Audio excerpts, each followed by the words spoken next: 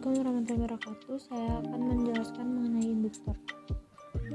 Yang pertama itu mengenai pengertiannya. Pengertian induktor adalah komponen elektronika yang dapat menghasilkan medan elektromagnetik untuk dimanfaatkan sesuai dengan kebutuhan rangkaiannya. Induktor adalah komponen yang juga termasuk komponen pasif, sama seperti kapasitor dan resistor. Komponen pasif adalah komponen yang tidak memerlukan sumber tenaga listrik eksternal. Induktor sendiri merupakan komponen penting pada peralatan elektronik seperti loudspeaker, relay, dan lain-lain. Selanjutnya ada jenis-jenis induktor. Yang pertama yaitu ada induktor inti udara. Jenis ini adalah induktor yang memiliki inti udara, biasanya fisiknya hanya berupa lilitan kawat saja. Induktor jenis ini merupakan nilai induktansi yang kecil namun banyak dipakai pada aplikasi elektronik dengan frekuensi tinggi. Lalu yang kedua yaitu ada induktor inti besi. Induktor jenis ini biasanya banyak digunakan pada sebuah transformator yang bekerja pada frekuensi rendah. Untuk bahannya, induktor jenis ini menggunakan besi yang bersifat lunak. Selanjutnya yaitu induktor inti ferit. Induktor jenis ini memiliki efisiensi yang lebih baik dan dapat mengurangi pemborosan listrik. Biasanya induktor jenis ini sering digunakan pada perangkat elektronik seperti televisi, monitor, dan sejenisnya.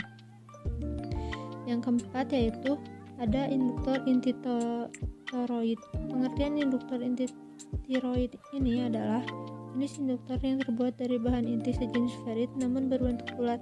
Pada induktor toroid memiliki tingkat kebocoran fluksi lebih rendah dibandingkan jenis lainnya. Lalu selanjutnya ada fungsi induktor.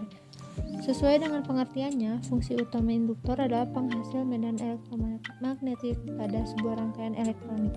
Namun, induktor mempunyai beberapa fungsi lainnya pada rangkaian elektronik. Yang pertama yaitu sebagai penghasil medan magnet. Umumnya, medan magnet akan dapat dihasilkan jika lilitan kumparannya diberikan tegangan arus listrik dengan inti tertentu. Induktor dapat berfungsi demikian dan banyak penerapannya pada perangkat elektronik. Kita bisa melihat pada perangkat elektronik seperti motor listrik, loudspeaker, relay, mikrofon, dan sebagainya. Contohnya pada relay, medan magnet pada induktor akan bekerja sehingga saklar tersebut dapat menghasilkan arus listrik. Lalu yang kedua yaitu sebagai penyaring atau filter.